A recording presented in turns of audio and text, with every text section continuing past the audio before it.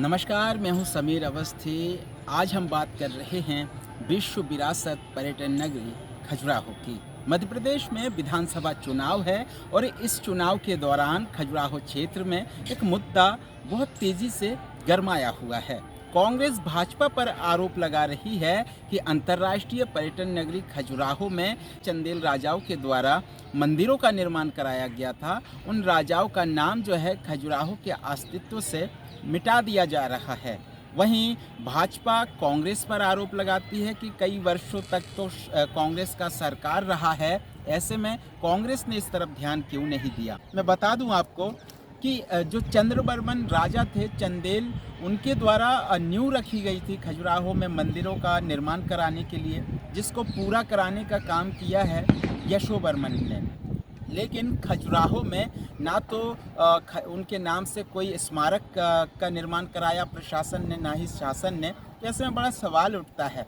लोग कहते हैं कि एक पुराना बस स्टैंड खजुराहो में था, जो उसका नाम भी कहीं ना कहीं मिटा दिया गया है। आने वाली पीढ़ी को क्या बताया जाएगा, ये सोचने वाली बात है कि खजुराहो जिस तरीके से वर्ल्ड हेरिटेज सिटी है, अंतर्राष्ट्रीय स्तर पर जाना जाता है, खजुराहो के इतिहास को आखिर क्यों मिटाया जा रहा है। इन सब चीज़ों को लेकर कांग्रेस जो है भाजपा पर आरोप लगा रही है और भाजपा जो है कांग्रेस पर कहीं ना कहीं निशाना साधते नज़र आ रहे हैं। इस खबर को देखिए और आप खुद अंदाज़ा लगाइए कि आखिर ये इस राजनीति के दौर में विश्व विरासत जिसकी सुरक्षा की जिम्मेदारी सबकी है, आखिर ये क्यों अब पीछे जा रहा है। इस रिपोर्ट को देखिए और अब स्वयं अंदाज़ा लगाइए। 2003 के पहले यहाँ पे कांग्रेस की सरकार थी और उसके पहले जितने भी डेवलपमेंट हुए उनके उदाहरण हैं। खजुराहो का bus stand Yashovarman bus stand के नाम से जाना जाता था। खजुराहो में जो सबसे अच्छी कॉलोनी, प्लान्ड कॉलोनी बसाई गई थी विद्याधर, वो भी महाराजा विद्याधर के नाम पे बनाई गई थी। तो जब तक कांग्रेस की सरकार थी, उनके प्रयास थे कि जो खजुराहो का इतिहास है, जो इस क्षेत्र का इतिहास है, जो चंदेल राजाओं का इतिहास है, उनका सम्मान बरकरार रखा जाए। उसके बाद जब से भारतीय जनता पार्टी की सरकार आई, तो मैं तो ये कहना चाहूँगा, चंदेल साम्राज्य तो भूल ही जाइए, उन्होंने समूचे बुंदेलखंड के साथ अन्याय करने का काम किया है। ऐसा कोई भी निर्माण उन्होंने नहीं किया जिसमें बुंदेलखंड का सम्मान हो, जिसमें चंदेल राजाओं का सम्मान हो, हमारी विरासत का सम्मान हो। आपको मैं याद दिलाना चाहूँगा, पिछले दिनों 2020-21 की बात हो रही होगी, उस समय खजुराहो में कन्वेंशन सेंटर बनाया गया था। कन्वेंशन सेंटर का नाम छत्रसाल कन्वेंशन सेंटर रख दिया। मतलब अपमान आप किसका कर रहे हो, जिनकी आप जूती नहीं हो। महाराजा छत्रसाल का नाम हम लोग सम्मान के साथ लेते हैं। समूचा बुंदेलखंड उनकी आन बान शान के लिए लड़ने के लिए तैयार होता है। उनका नाम इस तरह रखा गया, छत्रसाल कन्वेंशन सेंटर। तो क्या मुख्यमंत्री शिवराज सिंह जी छत्रसाल महाराज से बड़े हो गए थे? मैंने ये बात मांग उठाई थी, मैंने मंच पे खड़े होकर ये मांग की थी कि उनका नाम सम्मान से लिया जाए, वरना कोई बुंदेलखंडवासी इस कन्वेंशन सेंटर में कभी घुसेगा नहीं, उसे घुसना पसंद ही नहीं आएगा जब तक हमारे महाराजा छत्रसाल के नाम के आगे महाराजा शब्द ना लगाया जाएगा। वैसे ही इन्होंने चंदेल साम्राज्य के साथ किया। खजुराहो आज किसके लिए जाना जाता है? चंदेल साम्राज्य के लिए। लेकिन सिर्फ खजुराहो नहीं, उनका साम्राज्य बहुत बड़ा था। 9वीं शताब्दी से लेके और 15वीं शताब्दी तक आज महारानी दुर्गावती का नाम लिया जाता है। वो चंदेल साम्राज्य की पुत्री थी। चंदेल साम्राज्य की पुत्री का नाम आज जबलपुर में इतने शान से लिया जाता है। लेकिन हमारे बुंदेलखंड में बुंदेलखंड का इतिहास, चंदेलों का इतिहास डुबाने का काम भारतीय जनता पार्टी ने किया है। किसी भी स्मारक का नाम, किसी भी बिल्डिंग का नाम, किसी भी सड़क का नाम, किसी भी योजना का नाम कभी चंदेल राजाओं के नाम पे नहीं लिया गया, क्योंकि उन्हें लगता है कि जब उनकी सरकार आ गई है तो सारा का सारा प्रदेश उनकी बापौती बन गई है। जो भी नामकरण होते हैं वो नामकरण सिर्फ 3 या 4 लोगों के नाम पे किए जाते हैं। अच्छा। मैं ये नहीं कहता कि मैं उनके नाम पे ना किए जाएं, लेकिन कुछ तो कम से कम उन राजाओं के लिए छोड़ दो जिन्होंने इस क्षेत्र को बसाया था। जी, मैं ये जानना चाह रहा हूँ, क्योंकि 20 साल से कांग्रेस के विधायक यहाँ पर रहे हैं, क्या उनकी तरफ से कोई मांग नहीं उठाई गई है, वो भी राजघराने से? देखिए, अगर विधायक जी की हम बात करें, जब सत्ता में कोई सरकार नहीं कि कोई पार्टी नहीं होती है और उस पार्टी का विधायक होता है, तो वो क्या कर सकता है? वो सिर्फ एक काम कर सकता है कि क्षेत्र का मैसेज लेके, क्षेत्र की आवाज़ विधानसभा में उठाता है, सरकार के समक्ष उठाता है। लेकिन ये भाजपा की सरकार इतनी ज़्यादा तुष्टीकरण वाली सरकार थी। सांसद जी भी खजुराहो से हैं। सांसद जी को तो खजुराहो का हम मानते ही नहीं हैं। सांसद जी भिंड के हैं, भोपाल में निवास करते हैं, यहाँ सिर्फ लूट के लिए आते हैं, तो इसलिए उनकी चर्चा ही मत करिए। वो खजुराहो के ना थे, ना हैं और ना कभी होंगे। स्थानीय हमारे विधायक आज क्षेत्र की जनता नाती राजा साहब को क्यों पसंद करती है? क्योंकि वो क्षेत्रीय हैं, क्षेत्र की आवाज़ उठाते हैं। आज खजुराहो में जो डेवलपमेंट हो रहा है उसके पीछे हमेशा उन्होंने जो आवाज़ उठाई है वही काम करती रही है। मध्य प्रदेश में जो सरकार अभी तक रही है, भाजपा की सरकार रही है, उसे जनता उखाड़ फेंकेगी। कमलनाथ जी की सरकार बनेगी, हमारे नाती राजा साहब उसमें किसी न किसी मंत्री पद पर बैठेंगे, जिससे हमारे क्षेत्र की आवाज़ और बुलंदी से उठ पाएगी। खजुराहो के जो चंदेल राजाओं के लिए क्या प्रयास रहेगा? उनके जो आने वाली पीढ़ी उनका नाम कहीं ना कहीं भूल गई। देखिए, मैंने नगर परिषद का चुनाव लड़ा था और उस समय मैंने ये वादा किया था कि यदि मैं अध्यक्ष बनता हूँ तो जो बाईपास रोड है जिस पे लूट खसोट मची हुई है, जिस पे तालाब पे महल बन रहे हैं, तालाबों को खोदा जा रहा है, वहाँ पे उनकी मिट्टी को बेचा जा रहा है, वहाँ ज़मीन बनाकर पानी को सुखाकर घर बनाए जा रहे हैं। मेरा प्रयास ये रहेगा कि वहाँ पर एक चंदेल राजाओं की स्मृति में, चंदेल राजाओं के सम्मान में ऐसा मोन्यूमेंट, ऐसा स्मारक बनाया जाए जिससे तालाब के एक छोर से दूसरे छोर तक हर उस चंदेल राजा की एक कम से कम 100 फीट ऊंची प्रतिमा बनाई जाएगी। हर प्रतिमा के नीचे उनका इतिहास लिखा जाएगा और उस स्थल को हम इस तरह डेवलप करेंगे कि लोग शाम को वहाँ जाएं, वहाँ घूमें, वहाँ बैठें, और जब वो वहाँ जाएंगे, वहाँ बैठेंगे, जो हमारे युवा वर्ग के लोग हैं, जो बच्चे हैं, जिनके अंदर एक क्यूरियोसिटी होती है, जो जानना चाहते हैं, जिज्ञासा होते हैं, जो जिज्ञासु होते हैं, वो पढ़ेंगे तो इतिहास को जान पाएंगे, और एक बार इतिहास उनके दिमाग में बैठ जाएगा तो मुझे पूरा भरोसा है कि आने वाली पीढ़ी ना सिर्फ चंदेल राजाओं का सम्मान करेगी, बल्कि उनके सम्मान को, उनके इतिहास को बुलंदियों तक फिर पहुंचाएगी। आरोप लग रहे हैं कि भाजपा की तरफ से जो चंदेल वंश के राजा हैं उनका अस्तित्व खजुराहो में मिटाया जा रहा है। ये बताइए, खजुराहो के जो राजा थे चंदेल, चाहे हर्षवर्मन हो, चंद्रवर्मन हो, यशोवर्मन हो, कांग्रेस की तरफ से आरोप लगाए जा रहे हैं कि भारतीय जनता पार्टी के द्वारा उनके अस्तित्व को मिटाया जा रहा है खजुराहो में।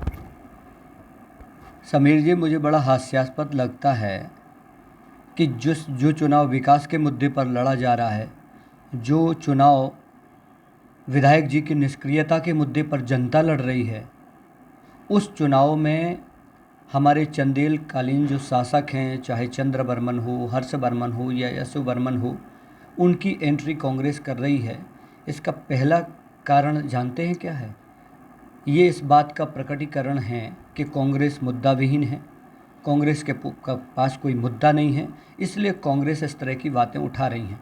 अब रहा सवाल, उन्होंने जो सवाल करा कि भारतीय जनता पार्टी चंदेल शासन के इतिहास को मिटाना चाहती है।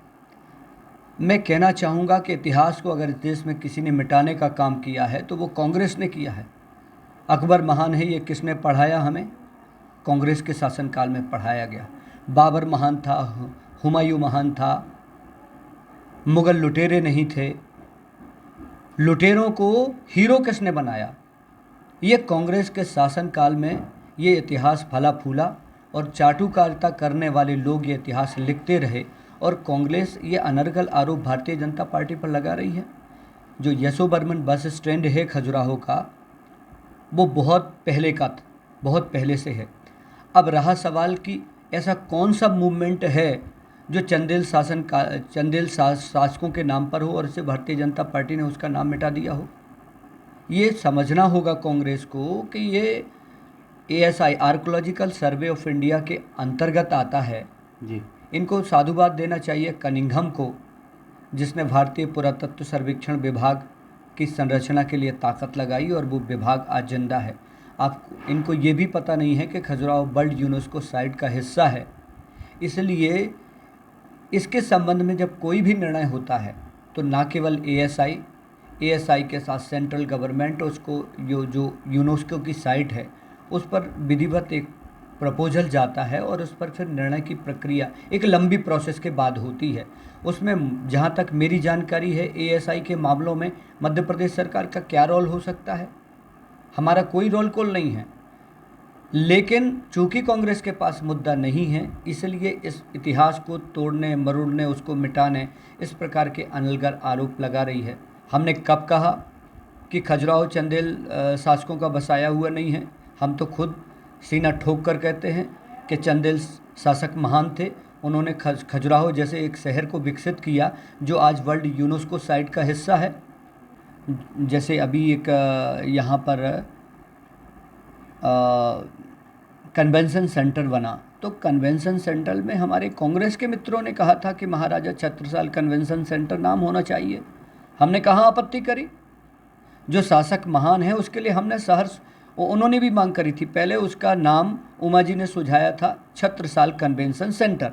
मैं इसको दुरुस्त कर दूं तो जब वहाँ पर सुझाव आमंत्रित किए गए तो कांग्रेस के कुछ मित्रों ने कहा कि नहीं, छत्रसाल कन्वेंशन सेंटर महाराज छत्रसाल जैसे व्यक्ति के लिए ठीक नहीं लगता, आप महाराजा जोड़िए।